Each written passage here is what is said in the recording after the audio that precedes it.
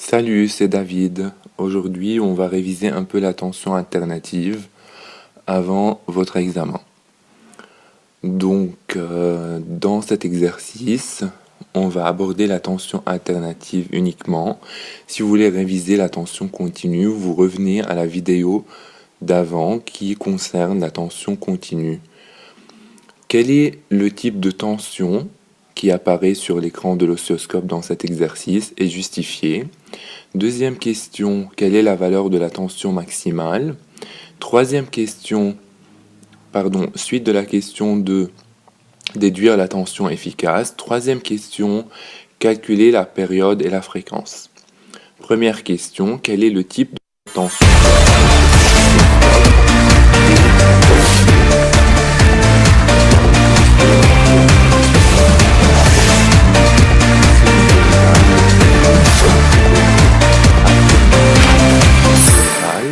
Car elle est variable en fonction du temps. Plus de justification, elle est périodique et varie entre une valeur maximale et une valeur minimale. Je répète, tension alternative sinusoïdale car elle est variable en fonction du temps et elle varie entre une valeur maximale et une valeur minimale. Deuxième question, calculer la valeur de la tension maximale. On a appris dans le cours une formule Umax égale SV fois Y. La sensibilité verticale étant donnée dans l'exercice et la sensibilité horizontale aussi.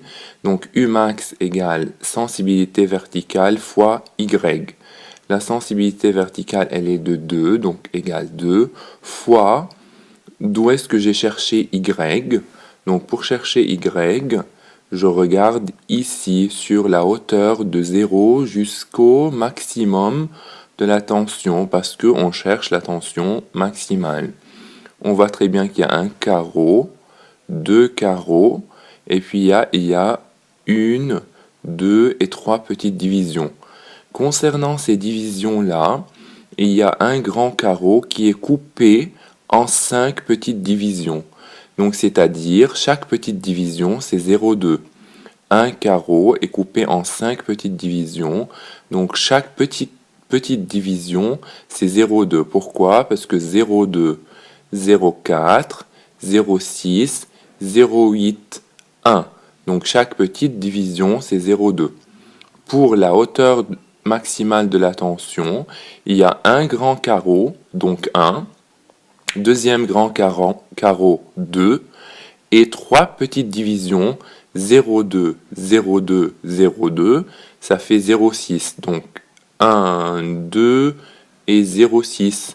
Donc ça fait 2,6 égale 5, donc 2 fois 2,6 égale 5,2 volts. Troisième partie de la question, ou deuxième partie de la question, c'est calculer U efficace. C'est une formule qu'on a appris dans le cours. U efficace égale U maximal sur racine de 2. U maximal, on vient de la calculer, c'est 5,2 sur racine de 2. Je fais ça sur la calculatrice et ça fait 3,7 quoi volts. N'oubliez jamais les unités. Pour les tensions, c'est toujours en volts. Troisième question, calculer la période et la fréquence de cette tension. Donc pour cette question-là, la troisième question, la période, c'est la distance entre le sommet, donc le maximum, et le deuxième sommet, entre deux crêtes. Deux crêtes ou deux sommets. Entre ce sommet-là et ce sommet-là, j'ai quatre grands carreaux. 1, 2, 3, 4 entre le sommet et le sommet. 1, 2, 3, 4 grands carreaux. Donc, X, c'est 4.